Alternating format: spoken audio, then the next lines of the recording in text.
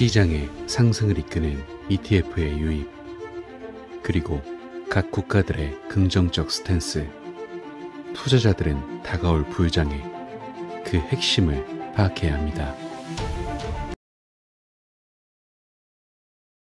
안녕하세요, 크립토피아입니다. 금일 브리핑 시작해 볼게요. 자, 먼저 체크해 볼 건 비트코인 ETF의 추세에 대해서예요. 현재 관련 자료에 따르면 지난주 3일부터 7일까지 오후 영업일 동안 11개 ETF로 약 18억 3천만 달러의 자금이 유입됐으며 이를 통해 총 25,729개의 비트코인이 매입된 것으로 밝혀졌거든요. 이는 3일부터 9일까지 일주일간 채굴된 비트코인 양인 3,150개의 8배에 달하는 수치로서 ETF 매수세가 거세지면서 시장에 수요 충격이 발생하는 게 아니냐는 시각이 많아지고 있는 상태인데, 배경을 좀 살펴보면 지난주 비트코인 ETF에는 거의 전월인 5월만큼의 자금이 유입됐거든요. 즉 5월 한 달 동안 들어왔던 돈이 한 주 만에 들어온 셈인데, 특히 4일에는 약 8억 8,600만 달러에 달하는 자금이 유입되며 비트코인 현물 ETF 출시 이후 두 번째로 많은 일 유입액을 기록했어요. 이게 더욱 주목받는 이유는 비트코인 현물 ETF는 지난 3월까지 이미 120억 달러 상당의 신규 유입액이 쏟아졌고 4월과 5월 순유입 실적은 이렇다 할 속도를 내지 못하고 부진했었는데, 이런 상황에서 6월 첫 주 유입액이 균형을 깨준 셈이라고 할 수 있고 10일까지의 총 유입액은 총 156억 9천만 달러를 기록하고 있는 상태예요. 그리고 이런 순유입 속도 자체가 ETF 업계에서도 상당히 이례적인 수준이거든요. 출시 후 5개월밖에 되지 않은 비트코인 ETF가 20년 된 금 ETF의 60% 수준까지 도달했기 때문에 정말 엄청난 관심을 받고 있다고 볼 수 있죠. 이에 대해 업계 관계자들이 비트코인 현물 ETF의 매수세에 관심을 보이는 이유가 무엇일지 살펴보면, 역시 비트코인이 설정상 총 발행량이 2,100만 개로 고정된 자산인 것이 핵심인 것으로 보이는데, 다른 자산은 매수세가 많이 들어와도 나중에 총 발행량이 늘어나기 때문에 가치가 희석될 수 있지만, 반면 비트코인은 그런 우려가 상당히 적은 셈이기에 일정 수준 이상의 매수세가 유입될 경우 시중에 비트코인이 품귀 현상을 보이면서 가격이 치솟는 수요 충격이 발생할 수도 있어 이것이 비트코인이 디지털 금이라는 별명을 가지고 있는 이유이기도 한 것 같아요. 그래서 결과적으로는 지난주 ETF를 통해 매입된 비트코인 양이 비트코인 전고점을 기록했던 3월 수치와 비슷한 수준이기 때문에, 만약 이번 주에도 비슷한 양의 비트코인이 ETF를 통해 매입될 경우 전고점에 도달할 가능성이 높다고 분석되고 있으므로 이 점 긍정적으로 체크하시기 바라고요. 다음으로 ETF에 관련한 다른 흐름으로, 이번 미 대선에서 트럼프가 당선되면 다른 코인도 ETF가 나온다는 분석이 있어 체크해 보려고 하거든요. 최근 증권거래위원회는 펀드 매니저가 이더리움 현물 ETF를 상장할 수 있도록 허용하는 등 다소 관대한 태도를 보였었죠. 이 때문에 솔라나가 다음 ETF 후보가 아니냐 이런 말들이 나오면서 다음 잠재적 암호화폐 ETF에 대한 추측이 나오고 있어요. 이에 대해 일명 돈나무 언니라고 불리는 아크인베스트의 CEO 캐시 우드는 주요 금융기관이 새로운 ETF를 추진할 때 상위 암호화폐에 집중할 가능성이 높다고 말하며 솔라나를 다음 잠재적 대상으로 언급했었고, 또한 약 1조 6,400억 달러의 자산을 관리하는 프랭클린 템플턴 역시도 솔라나의 상당한 성장을 칭찬하며 관련 펀드 출시를 암시하기도 했었죠. 이러한 추세와 더불어 현재 도널드 트럼프의 친암호화폐 후보로서의 입장을 고려할 때 트럼프의 승리가 알트코인 ETF에 더 유리한 환경으로 이어질 수 있다고 추측되고 있는데, 트럼프가 암호화폐에 대해 보다 관대한 접근법을 가진 새로운 SEC 위원장을 임명할 가능성이 있다고 보고 있기 때문에 올해 있을 미 대선을 기점으로 ETF에 또 다른 새로운 흐름이 시작될 수 있다는 걸 긍정적으로 체크하시고요. 다음으로 이러한 ETF 추세뿐 아니라 중국의 움직임 또한 시장에 긍정적으로 보이고 있어 체크해드리려고 하는데, 최근 중국 최대 상업은행이 발행한 공식 분석 보고서에서 비트코인과 이더리움을 디지털 석유로 표현하여 암호화폐의 비우호적인 중국의 태도가 바뀌는 것 아니냐는 기대감이 형성되고 있는 상태거든요. 구체적으로 중국 공상은행 ICBC에서 지난 6일 공개한 자산 리서치 보고서 디지털 통화의 분화와 통합에서 비트코인과 이더리움의 기술적 발전을 인상적으로 표현했는데, ICBC는 최근 몇 년간 디지털 통화의 종류와 사용 사례가 기하급수적으로 늘었다며 비트코인의 탄생에서 이더리움의 개발, 다양한 중앙은행에 의한 공식 디지털 통화의 적극적인 탐구까지 시장 수요는 디지털 통화의 지속적인 발전을 이끌고 있다고 밝혔어요. 더불어 ICBC는 비트코인에 대해 수학적 원리를 이용해 금과 비슷한 희소성을 얻으려 했다고 설명하며 자산의 위조 문제와 운반 문제를 어느 정도 해결했다고 평하는 데 이어 비트코인의 통화적 속성은 점차 약화되고 있지만 자산 속성은 지속적으로 강화되고 있다고 바라보고 있죠. 다음으로 특히 이더리움에 대해서는 디지털 석유라고 칭하면서 보안성, 확장성, 지속 가능성 등의 측면에서 이더리움의 발전 가능성과 기술적 노력 등을 언급하며 극찬하기도 했죠. 그리고 마지막으로는 디지털 통화 시장과 실제 세계를 연결해주는 스테이블 코인과 중앙은행 디지털 통화가 국가 통화 정책 효과를 강화할 가능성을 제공한다고 설명했는데, 즉 비트코인으로부터 시작된 디지털 자산들이 각자 자기의 역할대로 심화, 발전하고 있으며 국가 주도 디지털 자산인 CBDC도 명확한 용도가 있다는 얘기라고 보시면 돼요. 이 소식이 주목할 만한 이유인 것은 중국은 2021년 9월부터 암호화폐 거래를 엄격히 금지하고 있는 상태로, 물론 이런 금지 조치에도 중국의 암호화폐 암시장은 상당한 거래량을 기록하며 회복세를 보이는 상황이지만, 중국 최대 상업은행이 이런 스탠스를 보인다면 중국의 암호화폐 대중화를 비롯하여 긍정적 관련 법안을 촉진할 수 있기에 장기적으로 중국 물량의 암호화폐 유입을 기대해 볼 수 있다는 걸 생각해 볼 수 있고요. 결과적으로 ETF 흐름, 미 대선, 중국의 움직임 등등 시장의 다시금, 부의장이 시작될 요소들이 모이고 있으니 긍정적 관점 유지하고 지켜보시라는 점 강조드릴게요. 다음으로 리플 소식 살펴볼게요. 최근 브릭스의 개별 통화 시스템 개발이 탁월한 진전을 보이고 있거든요. 블라디미르 푸틴 러시아 대통령이 마침내 그룹이 대체 통화 제안을 진행하도록 승인했어요. 즉 다시 말해 미국 달러를 버리는 독립 결제 시스템 개발을 발표했는데, 중요한 건 여기서 이들 시스템의 기반이 되는 통화가 XRP 아니냐는 추측이 쏟아지고 있거든요. 왜냐하면 러시아 은행은 이전에 국경 간 이체 실험에 관한 프로젝트를 제안했었고, 거래 속도와 경제성에 대한 명성을 고려할 때 이 프로젝트가 리플 결제 시스템을 고려했다는 소문이 돌았기에 XRP는 그룹 간 국경 결제 시스템을 구축하기 위한 훌륭한 출발점으로 여겨지기도 했었죠. 더불어 이는 해외 결제 시스템을 변화시키려는 브릭스 국가의 목표를 뒷받침하기 때문에 브릭스는 XRP를 사용하여 국경 간 거래의 효율성을 높이고 비용을 낮춰 구성원 간의 보다 원활한 금융 네트워크를 구축할 수 있다고 평가하고 있어요. 물론 여기서 XRP 말고 비트코인도 대안책으로 여겨지고 있지만, 비트코인은 XRP에 비해 전송 속도를 비롯한 효율성이 더 낮기에 최적의 대체 통화는 리플 XRP가 될 수 있다고 보고 있는 거죠. 더불어 만약 브릭스가 XRP를 채택하지 않는다고 하더라도 이렇게 달러 자체에 반대하는 움직임이 커질수록 그 틈 사이로 리플을 비롯한 암호화폐 시장이 들어가 더욱 성장할 수 있는 기반이 될 수 있기에 이러나 저러나 호재라고 보고 있어요. 따라서 금일 브리핑은 현재 글로벌 거시경제의 흐름과 맞물리는 시장의 부유장과 더불어 브릭스의 잠재적 리플 채택 가능성까지 긍정적으로 체크하시기 바라면서 금일 브리핑은 마무리하도록 할게요. 마지막으로 영상 아래 고정 댓글 보시면 이런 시장의 다양한 관점들에 대해 교류할 수 있는 소통방 링크 있으니까 많은 참여 부탁드릴게요. 감사합니다.